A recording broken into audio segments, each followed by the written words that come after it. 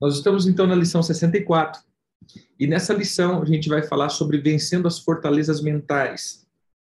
Nós já tiramos também um tempo para falar um pouco sobre fortalezas mentais. Nós tratamos sobre as áreas filosóficas que o cristianismo entrou e o ser humano entrou.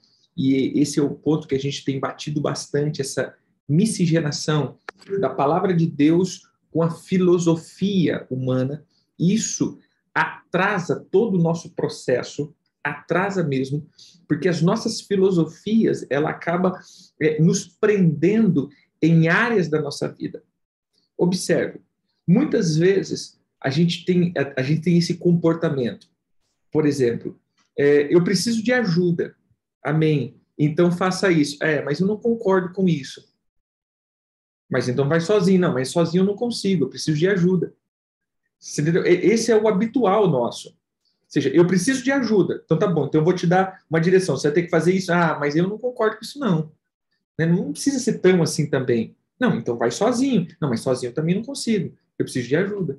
Você entende? É que eu estou precisando receber uma direção, porém eu já tenho a minha direção. Mas a tua direção não está funcionando. Porque se estivesse funcionando, você não estava precisando de ajuda. Mas automaticamente eu também não quero seguir uma direção que vai me tirar de um lugar que eu já estou. Então, na verdade, como nós falamos, nós estamos num mundo muito mágico. E eu tenho tratado isso com vocês. Isso são fortalezas. A magia é uma fortaleza. O misticismo é uma fortaleza. Uma coisa, eu vou tratar aqui como o Atmani fala, uma vida cristã mística, no sentido mística saudável, uma mística espiritual, não mística feitiçaria, é uma coisa. Ou seja, eu tenho que ser sobrenatural. Porém, esse sobrenatural tem que interagir com o meu natural. E o que vai fazer com que o meu sobrenatural interaja com o meu natural? Os meus pensamentos. Por isso eu tenho que vencer as fortalezas mentais. O diabo, a única coisa que o diabo faz é colocar fortalezas na sua alma, ou seja, o teu modo de pensar. Irmãos, eu bato nessa tecla sempre. Se você me conhece há muito tempo, você vai me ver falando muito tempo sobre essa tecla. Se você não voltar para Sião, a Bíblia não funciona na sua vida. Se você não pegar a cultura de Deus, a Bíblia não é funcionante. Você pode saber a Bíblia de capa a capa, porém, se a Bíblia não entrar no modo Sião de ver a vida, você nunca vai conseguir fazer com que ela funcione. Por quê? Porque a Bíblia não funciona mediante filosofia. Eu tenho uma base, é como a gente fala, por exemplo, do computador. O computador ele tem uma parte que é a parte de drives e a parte de sistema. É isso que eu quero que você entenda. O sistema seria os aplicativos. Eu não sei quem é de TI aí, às vezes vai ter um entendimento mais profundo, mas eu quero dizer uma área bem rasa aqui. É como que você tivesse os aplicativos e você tivesse os equipamentos, ou seja, a parte física para funcionar esses aplicativos. A tua mente, o teu cérebro, isso daqui, ele vai como diz, ele é o sistema, ele roda, ele é aquilo que seria, vamos colocar, que processa, o teu processador. Então, esses aplicativos para funcionar, o teu processamento, ele tem que ser de uma maneira que vai... Que vai passar por essa base de informação e processar de uma maneira correta. Senão, não funciona. Eu tenho visto as pessoas paralisadas na vida cristã nisso. Não funciona. Não adianta você ter a mente grega tentando chegar no céu. Bem? Então, vamos tratar sobre vencendo essas fortalezas mentais. Lucas 10, capítulo 17, versículo 20. Diz assim, então...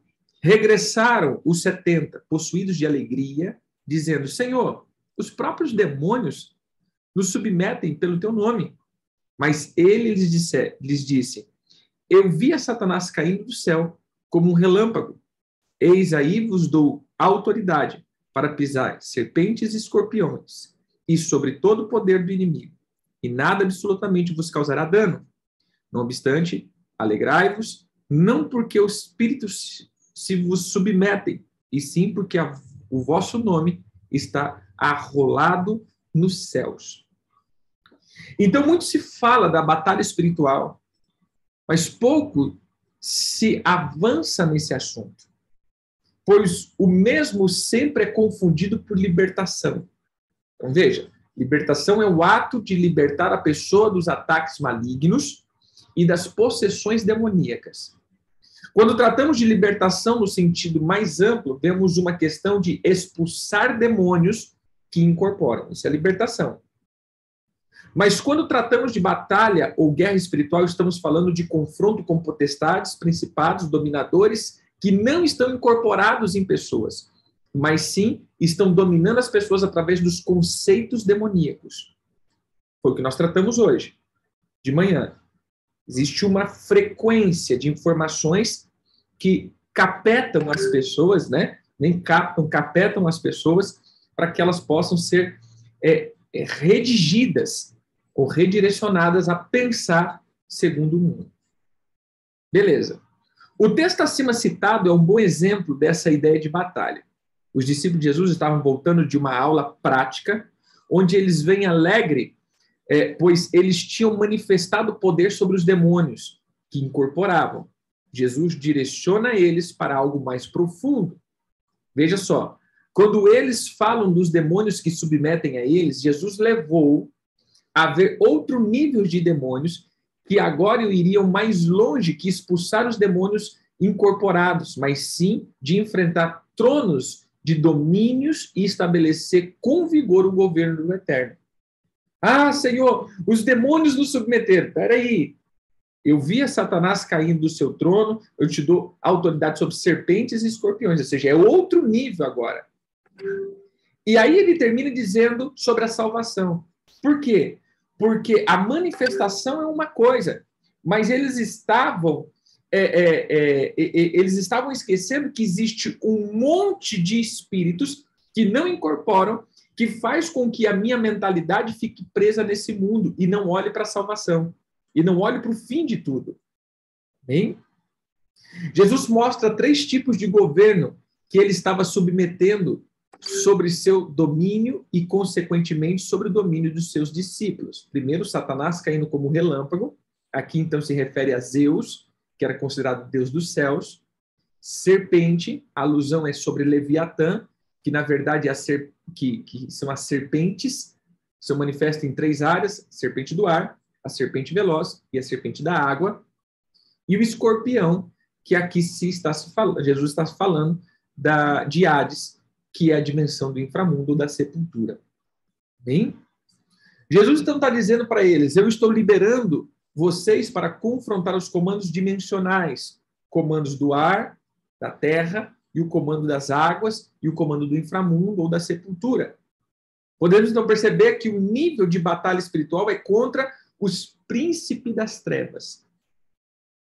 Então, quando falamos de principado, estamos falando de príncipes e reis. Eles não manifestam os seus domínios incorporando, mas sim através de seus princípios e sistema de governo. Veja, querido, os reis dominam os povos não por força, mas sim por lei. Entende? Ou seja, nós estamos... vamos colocar aqui. Nós fomos autuados, né? Vou colocar como cristão. Em muitos casos, nós vemos muitos irmãos sofrendo processos, algumas coisas, porque falaram alguma coisa contra o que os governantes falaram. Mas eles não foram na casa das pessoas, mas eles emitiram uma lei. E pronto. Todo mundo agora vai entrar em torno dessa lei, e essa lei vai ter que ser cumprida. O que você tem que entender é que os principados não te dominam por eles mesmos, eles te dominam pelas leis dele. Quando a tua mente, a tua alma se amolda a essa lei, você já está dominado por eles. Então, é o que eu costumo chamar que você está principalizado. Amém? Principalizado. E isso sutilmente está acontecendo. O ser humano hoje já está mais principalizado do que a gente pensa. As igrejas estão mais principalizadas do que ela pensa. porque elas já estão dentro do sistema e nem percebem.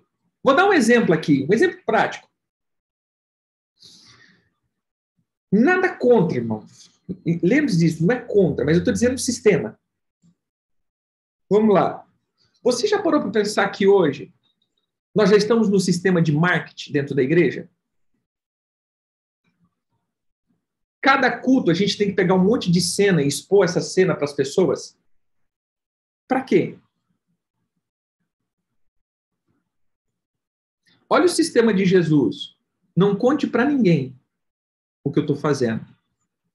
Olha o sistema da igreja. A gente tem que divulgar o que está acontecendo aqui dentro. É meio diferente, não é verdade? A gente tá lá, aí tá todo mundo na adoração, aí tira uma foto, posta lá o cara assim, outro assim, assim. Aí, quando não dá muita gente no culto, a gente tira de pertinho para mostrar. Por que a gente não mostra a igreja vazia? Porque isso não dá ibope. Né? Então, assim, a gente está no sistema marketing. Não, mas a gente está só tirando foto. Não, a gente está tirando foto para promover o evento, promover a igreja. É o sistema marketing. É sistema. A gente entrou nisso, a igreja está dentro disso daqui e não está percebendo. Isso é pecado, apóstolo? De jeito nenhum. Mas eu estou dizendo que a gente já enrolou nesse sistema porque a gente tem que fazer divulgação. O produto que não é visto não é lembrado. Então a gente precisa promover o nosso produto, precisamos promover o nosso ministério, precisamos promover a nossa... Ou seja, esse meio de promover, que nós hoje chamamos evangelismo, será que é o evangelismo mesmo? Ou só é o sistema marketing de crescimento? Entende? Hoje nós estamos dentro do sistema e andando dentro do sistema e nem percebemos mais. É sistema. Então nós precisamos entender o sistema reino e o sistema mundo. Amém? Sistema reino e sistema mundo. Pois bem, vamos lá. Quando falamos de principado, estamos falando de príncipes e reis, que já falamos aqui.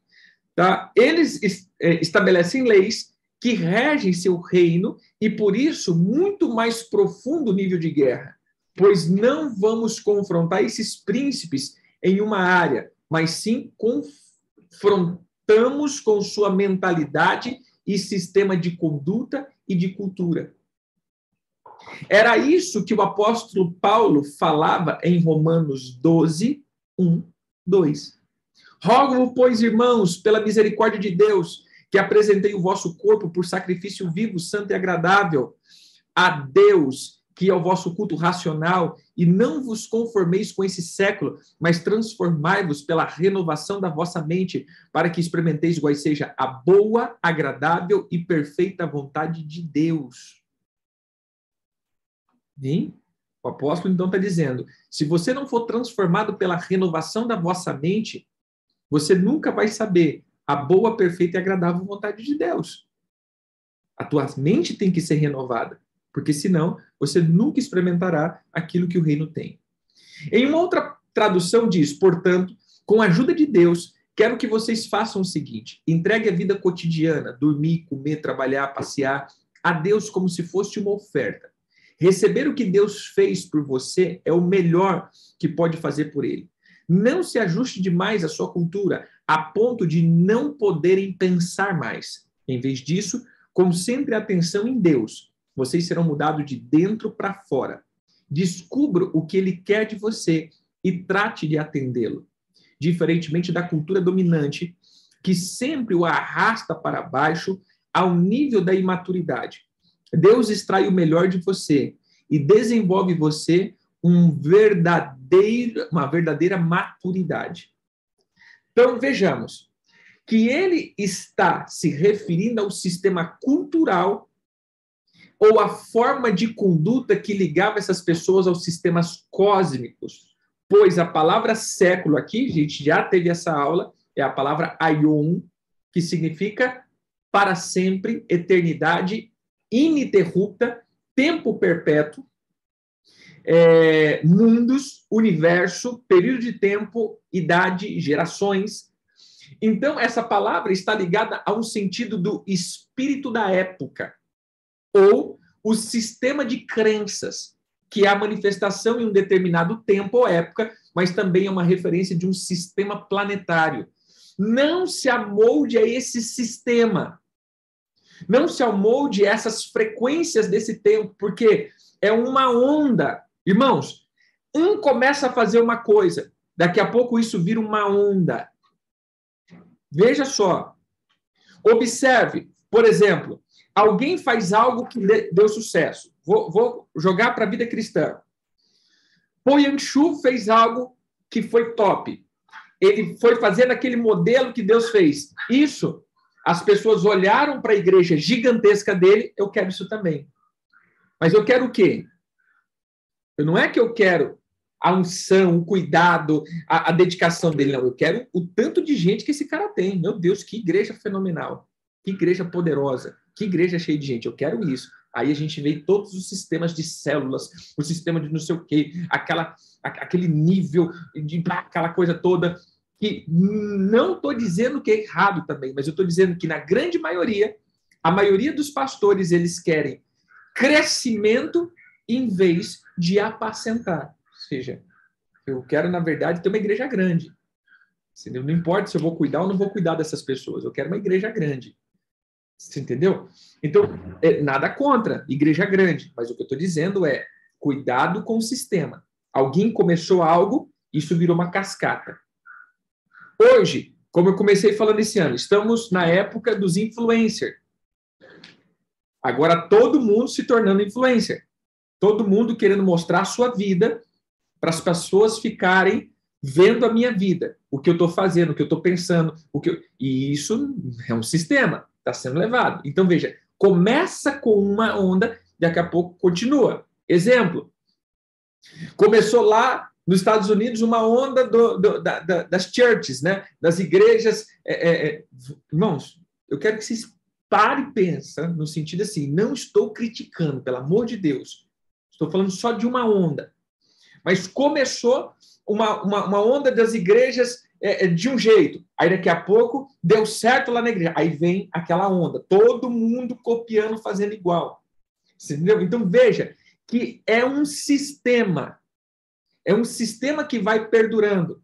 Esses tempos, falando com o pessoal da adoração, irmãos, isso é muito sério. Por exemplo, eu tenho... eu toco guitarra, então a gente tem algumas coisas, por exemplo, alguns pedalzinhos, né, que são os nossos modeladores de efeito. Por exemplo, esse daqui, modelador de efeito. O que eu faço? Eu simplesmente vejo o som do guitarrista fulano de tal, eu vou lá, pego o som que ele fez, que eu gostei, vou lá, abaixo um aplicativo, coloco aqui, eu estou emitindo o mesmo som que ele está emitindo lá. Então, hoje, estamos na era do copiar. Ninguém cria mais nada. Nós pegamos algo de sucesso que está na moda e replicamos. Paramos de produzir. Sistema. Nós não somos mais produtivos, somos consumidores. Por isso vai ser fácil entrar no sistema da besta. Porque hoje somos simplesmente consumidores. Não produzimos. Não pensamos mais. Pensar dá preguiça.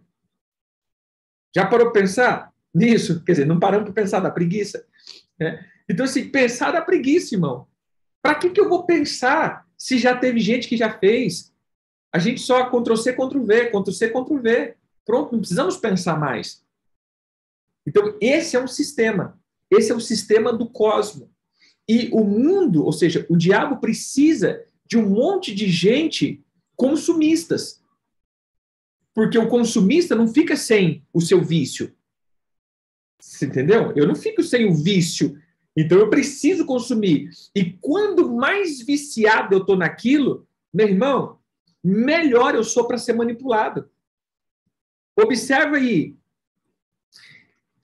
Eu faço um desafio para você. Esse é um desafio. Eu creio que a maioria dos telefones hoje tem isso, temporizador. Às vezes a gente fala assim, não passamos muito tempo em rede social. Coloca temporizador. Pega o teu YouTube ou Qual que é o Facebook? Facebook e Telegram. Perdão, Facebook e Instagram. Coloca só no Facebook, começa com o Facebook. Coloca um temporizador no Facebook. Olha, eu vou ficar 30 minutos no Facebook. Vê em quanto tempo no dia, na duração do dia, você estoura esses 30 minutos. 1 hora, 2 horas. Você vai ver que nós gastamos mais tempo consumindo a ideia de outros do que realmente produzindo ideias. Você fica olhando o que os outros estão fazendo. Facebook é isso, olhando o que os outros estão fazendo. Olhando o que os outros estão fazendo. Olhando o que os outros estão fazendo. Ou seja, ele está consumindo isso. Tira isso da tua vida para você ver. Se não dá uns 3 trimelique. Você entendeu? Se já não dá umas tremedeiras. Por quê? Porque nós já nos tornamos consumistas. E esse é o sistema perfeito que Satanás precisa. Os consumidores. Deixa eu só falar um negócio. Eu compartilhei minha apostila aqui? Não, né? Eu estou ministrando aqui.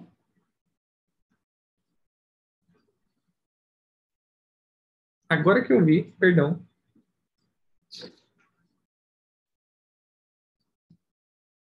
Estava sem o bate-papo aqui. Então, a gente tem se tornado grandes consumidores, e esse é o sistema dessa época. Amém? Então, essa palavra está ligada a um sentido espírito da época, ou um sistema de crença que é manifesto em um determinado tempo ou época, mas também é uma referência de um comando planetário. Veja aqui, Deuteronômio 4:19. Guarda-te não levantar os olhos para os céus e vendo o sol, a lua e as estrelas, a saber todo o exército dos céus, sejam seduzidos a inclinar-te perante eles e dê culto àquelas coisas que o Senhor teu Deus repartiu a todos os povos debaixo de todos os céus. Então, por isso, o maior nível de guerra espiritual está em confrontar o sistema de conceitos e crenças de uma geração, onde está enraizado todo o mover e domínio dos principados que atuam em determinados povos, língua e cultura. Então, quando falamos de uma cultura, estamos falando de um conjunto de crenças, hábitos, padrões de comportamento, atitude, conceito, padrões sociais, valores sociais, morais, espirituais de um povo. E é aí que age os principados. É o agir dos principados. Quando olhamos, então, para esse ponto, vemos, então, que tanto Jesus como o apóstolo Paulo não estavam confrontando o sistema de governo mosaico ou ou as leis morais de Deus, mas sim o sistema de Beelzebul, religioso, que estava enraizado no sistema de governo de Deus. Veja lá, Mateus 7, 1-13. Ora, reuniram-se a Jesus os fariseus e alguns escribas, vindo de Jerusalém e vendo que alguns dos discípulos dele comiam pão com as mãos impuras, isto é, por lavar, pois os fariseus e todos os judeus observavam a tradição dos anciões não comer sem lavar cuidadosamente as mãos, quando voltava da praça, não comem sem aspergirem, e há muitas outras coisas que receberam para observar, como lavagem de copos, jarros, vasos, metais, camas, e interpelaram-nos os fariseus e os escribas. Por que não andam os teus discípulos de conformidade com a tradição dos anciões, mas comem com as mãos por lavar? Respondeu-lhes: bem profetizou Isaías a respeito de vocês, hipócritas. Como está escrito, este povo honra-me com os lábios, mas o seu coração está longe de mim. Em vão me adoram, ensinando doutrinas que são preceitos de homens, negligenciando o mandamento de Deus, guardais as tradições dos homens. E disse-lhes ainda: jeitosamente rejeitais os preceitos de Deus para guardar as vossas próprias tradições. Pois Moisés disse: honra teu pai e a tua mãe, e quem maldizer o seu pai e a sua mãe, seja punido de morte. Mas vocês, porém, dizem: se um homem disser ao seu pai ou à sua mãe, aquilo que podereis aproveitar de mim é corbã, ou seja, é oferta. Isso é oferta para o Senhor. Então, os dispensa de fazer qualquer coisa em favor do seu pai e sua mãe. Ou seja, eu tenho que obedecer pai e mãe. Meu pai mandou eu fazer algo. Eu falei, não vou fazer isso que você mandou, não. Eu vou ficar aqui porque eu estou dando oferta ao Senhor. Hipócrita. Você está desobedecendo o mandamento para tentar colocar outra coisa. Isso não vai funcionar. Invalidando a palavra de Deus pela vossa própria tradição, que vós mesmos transgrediste. Isso fazei muitas outras coisas semelhantes. Veja aqui, Mateus 23, 1 ao 7. Então falou Jesus à multidão e aos seus discípulos, na cadeira de Moisés, se assentam os escribas e fariseus, fazei, pois, tudo quanto eles vos disserem, porém não os imitais nas suas obras, porque dizem e não fazem. Atam fardos pesados e difíceis de carregar, e os põem sobre os ombros dos homens. Entretanto, eles mesmos nem com o dedo querem movê-los. Praticam, porém, todas as suas obras com o fim de serem vistos dos homens, pois alargam os seus filactérios e alongam as suas franjas. Amam os primeiros lugares do banquete e as primeiras cadeiras na sinagoga e a saudação na praça e serem chamados mestre pelos homens. Êxodo 13, versículo 9. E será como sinal na tua mão e por memorial entre os teus olhos, para que a lei do Senhor esteja na tua boca, pois com a mão forte o Senhor te tirou do Egito. Então, o que mais temos que aprender é a base de revelação que temos sobre o reino de Deus. Preste atenção, estamos confrontando as fortalezas mentais, que essa danifica a nossa identidade. Veja só, Beelzebu limita Deus a um sistema de crença. Deus é muito maior do que tudo isso. Ninguém jamais conseguiria conhecer na totalidade a pessoa de Deus. A base do reino de Deus é estar em movimento, isto é, estar aberto à mudança e buscando novas informações do Pai. Todas as vezes que paro de buscar o novo e começo a andar nas velhas doutrinas ou conhecimento, criamos, então, o que chamamos de tradição. O que é tradição, queridos? Tradição é algo que funcionou, porém, para aquele tempo. Isso é tradição. Então, veja como nós andamos mais na tradição do que realmente na revelação. Veja que muitas coisas que nós fazemos na igreja é tradição. Nós fazemos porque as pessoas faziam assim também. Mas, em alguns casos, são imutáveis. A gente vai continuar fazendo isso pro resto da vida, porque é palavra. Mas, em muitos casos, é porque funcionou na época passada. Funcionou em tempos passados. E a gente pegou aquilo e colocou. Exemplo disso, nós vamos ver o sistema Neustan. Lembra de Neustan, que era a serpente? Ou seja, a serpente lá no deserto, que foi usada por Moisés, mas depois eles estavam adorando a serpente. Aquilo não tinha mais função nenhuma. Não tinha mais validade nenhuma. Aquela serpente não tinha mais validade nenhuma. Mas ficou como tradição. Você entendeu? Ou seja, a tradição daquilo que tinha que fazer. Só um momentinho, queridos.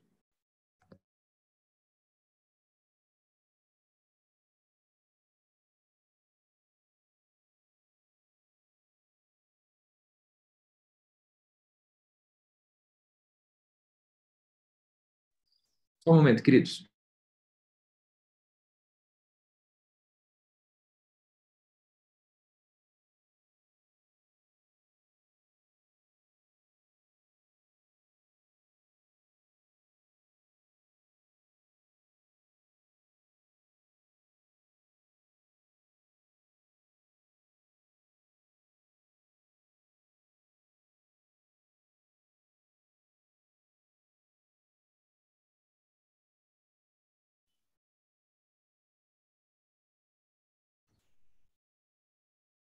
A base do reino de Deus está em movimento, está aberta à mudança total. A tradição é um conjunto de conceitos que estabelecemos que não sofre alteração. Essa tradição se torna a base de governo sobre um grupo e os homens passam a ser guiados por essas regras. Exemplo, vamos lá, quem nunca viu? Irmão, se você comer manga com leite, você morre. Cuidado, meu, daqui dá uma congestão. 5 minutos, já está no caixão. Né? Quantos aqui não ouviram o tal da manga com leite que morre? Você brinca. Aí a gente chupa sorvete de manga. Isso aí não morre. Agora, se você comer manga e depois tomar leite, meu Deus do céu. Outro exemplo é que a gente tem que orar com o olho fechado. Quem ensinou isso? Jesus nunca falou, fecha os olhos para orar. Isso, para orar. Outro exemplo é a liturgia que temos como base de culto. Primeiro a gente chega, faz a abertura, canta 3 hinos, dá a palavra, tira a oferta. Quem ensinou isso? Tradição. Entendeu? Tradição.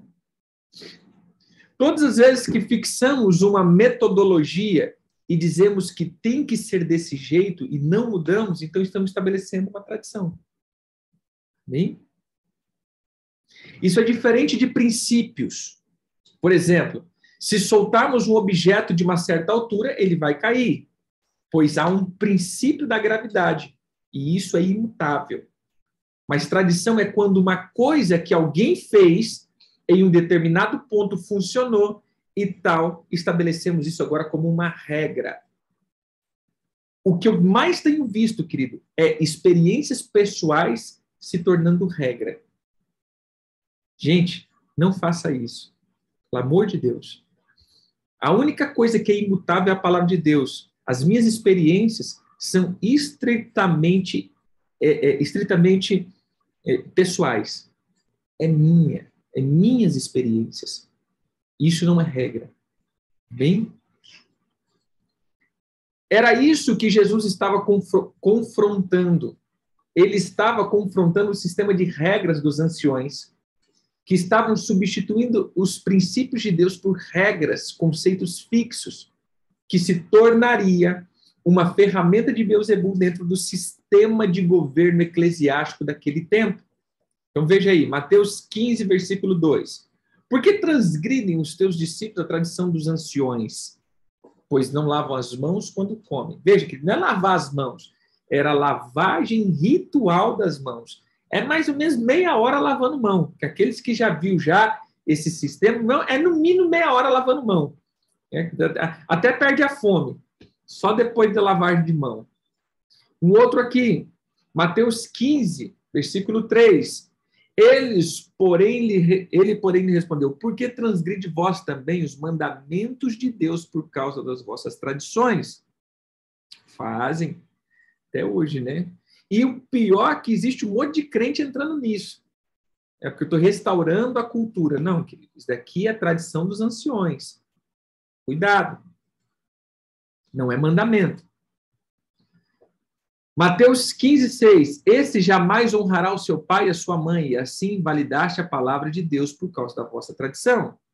Colossenses 2,8. Cuidado que ninguém vos venha a enredar com suas filosofias e vã sutileza, conforme as tradições dos homens, conforme os rudimentos do mundo e não de Cristo. Ah, mas todo mundo está fazendo isso. Querido, como diz, você não é todo mundo. Bem? Quando estabelecemos tradições, não mais precisamos de revelação, não mais precisamos de relacionamento com Deus, mas somente seguimos o que está proposto. E essa é a base de domínio de Beelzebul. Beelzebul estabelece um sistema de culto que não precisamos de relacionamento com Deus para seguirmos e avançarmos no reino. Não precisamos mais de ouvir Deus para estabelecer sua obra, mas somente seguimos um conjunto de regras que já está pré-estabelecida. Eu já conversei com vários pastores, né? E aí a gente vê o seguinte, as pessoas só dizem, não precisa coisa não, só seguir o estatuto. Segue o estatuto, o regimento interno, acabou. Você vai ser um bom pastor. seja, você não precisa ouvir Deus, não. Só segue as regrinhas aqui da igreja. Muitas vezes a gente fala assim, irmão, mas está aqui na Bíblia. Apóstolo, eu sei que está na Bíblia. Mas a igreja não pode fazer isso. Então, peraí. Então, vocês podem desobedecer a Bíblia, mas vocês não podem desobedecer os estatutos e as regras da igreja. Então, nós estamos dizendo das doutrinas e, como diz, eu perdi o nome aqui, os conceitos, né, as tradições dos anciões da igreja. Por que não? Porque a gente seguiu isso daqui a vida inteira. Tudo bem, querido. Mas não esqueça que de 90 para cá, nós tivemos e estamos tendo o que nós chamamos de reforma apostólica. Os apóstolos começaram a voltar em 90 para cá. E de 90 para cá, nós começamos a voltar para Israel e sair de Roma. Então, muita coisa vai mudar, principalmente na nossa teologia. Porque até então, querido, era uma teologia romana. Agora, nós estamos entrando de novo na teologia hebraica. Porém, está tendo muitos desvirtuar nesse processo. Muitas pessoas não estão voltando para a teologia hebraica, mas sim para o judaísmo. Mas é uma coisa que infelizmente acontece, que não deveria acontecer, mas as pessoas vão para os seus extremos. Mas depois a gente entra nisso daí. Vamos lá. Com isso, não precisamos mais de um cristão verdadeiro na frente desses empreendimentos, mas qualquer um que tem esse conjunto de regras pode fazer esse trabalho. Então, hoje você não se forma mais pastor no dia a dia, você se forma pastor na escola. Você dá um monte de regras e princípios, quem seguir isso é um bom pastor. Hein? Com isso, não temos mais verdade dentro de nós, mas sim tarefas eclesiásticas. Era exatamente isso que Jesus estava falando com os fariseus. Ele estava declarando que essas pessoas estavam mortas, não havia verdade ou vida dentro delas, mas somente seguiam um conjunto de regras que tinham que ser estabelecido. Prova disso, irmãos, que como diz, os gentios, os pagãos reconheceu a visitação de Deus na terra, Jesus, e a cúpula, que era para ser os mais espirituais, que manuseavam a Bíblia o dia inteiro, não reconheceram Deus na terra. Então, olha que interessante. Esse sistema de crença, ele faz com que a gente não tenha mais entendimento e revelação. Por isso que nós estamos quebrando muito essa questão de mentalidade. Se você quer ter relacionamento com Deus, você vai precisar quebrar a doutrina de Beelzebul. Mas isso daqui a gente vai seguindo no nosso propósito. Mateus 23, 27. Ai de vós, escribas e fariseus, hipócritas, porque sois semelhantes aos sepulcros caiados, que por fora se mostram belos, mas interiormente estão cheios de ossos de mortos e de toda imundícia. Tudo que não se move é porque está morto, e Beelzebul é o pai dos mortos. Mas Deus é Deus de vivos. Marcos 12, 27. Ora, ele não é Deus de mortos, e sim de vivos. Laborais em grande erro. Jesus explica. Por isso, as tradições nunca podem substituir os princípios de Deus e a busca contínua da revelação do Eterno. Ter uma tradição ou um conjunto de regras de boas condutas não é algo ruim, mas todas as vezes que estabelecemos as tradições como base de culto ou de relacionamento com Deus, estamos dizendo que Deus não tem mais revelações, ou estamos dizendo que já foi esgotado toda a revelação de Deus para esse assunto. 2 Tessalonicenses 3,6. Nós vos ordenamos, irmãos, em nome do Senhor Jesus Cristo, que vos aparteis de todo irmão que anda desordenadamente e não segundo a tradição que de nós recebeis. Olha, a chave para sair das frequências de Beelzebul, que é o que traz as fortalezas mentais, nós falamos de Leviatã, agora nós estamos falando de Beelzebul, é viver as coisas novas, pois Deus tem novidade, revelação diária e constante. Ele nos permite ver e receber palavras novas. Tudo isso é a renovação da mente, que está lá em Romanos 12, 2. E não vos conformeis com esse século, mas transformai-vos pela renovação da vossa mente, para que experimenteis qual seja a boa, agradável e perfeita vontade de Deus. Essa é a orientação do apóstolo Paulo para a igreja de Roma. As igrejas de Roma eram as igrejas mais carnais de todas. Apesar de ser uma igreja com diversos dons, ela era movida pela carnalidade. Olha que controvérsia, né? Uma igreja cheia de dons, porém, a igreja mais carnal que tinha de Roma. Veja que depois que ele fala da renovação da mente, ele fala dos dons. Essa é a chave que temos que entender para os dons. Entender, pois os dons só serão eficazes com a mente de Cristo. Pois não podemos movermos nos dons com a mente humana. Não podemos ser espiritual com uma mentalidade natural. Essa é a chave. Marcos 2, 22. Ninguém põe vinho novo em odre velho. Do contrário, o vinho romperá os odres, e tanto se perde o vinho como os odres, mas põe vinho novo em odres novos. Qual foi o sentido que Jesus falou essa palavra quando perguntaram a ele a respeito do jejum? Por que os teus discípulos não jejuam? Porque não adianta jejuar agora, se vocês têm a mente, ou seja, se ainda não entrou a operação da nova aliança, da nova natureza. Então, para que vocês vão jejuar na velha natureza? Não tem como. Se transforma em uma nova natureza, depois vocês alimentam essa nova natureza com jejum. Hein? Beelzebul faz com que as pessoas operem em Deus com os dons, mas com a mentalidade natural. Veja a exortação do apóstolo Paulo em Romanos 12, 1, 2, gente, já leu isso daqui. E não vos conformeis com esse século, a palavra que conformeis é a palavra que significa conformar-se, mente, caráter de alguém, ao padrão de outro, moldar-se de acordo com. Essa palavra se deriva de duas palavras, sum e shema, que um é a união e a outra é a forma ou aparência que engloba tudo que numa pessoa afeta o sentido, forma, comportamento, discurso, ações, vida e tudo mais. Ou seja, olha o que ele está dizendo. A palavra conformar aqui está de conformidade com o pensamento, sentimento, vontade de alguém. Então, o que ele está dizendo? Não se una à forma, sentido, vontade e emoção de alguém. Mas quem é esse alguém? Século, que é a palavra aion, que significa, né, mundo. Ou seja, não entre em conformidade com o mundo, com o universo, com o cosmo, para que você não pense, não haja, não sinta, não queira o que ele quer. Entendeu aqui? Então, não queira o que a mentalidade cósmica quer. Não ande segundo os príncipes desse século, ou os governantes cósmicos.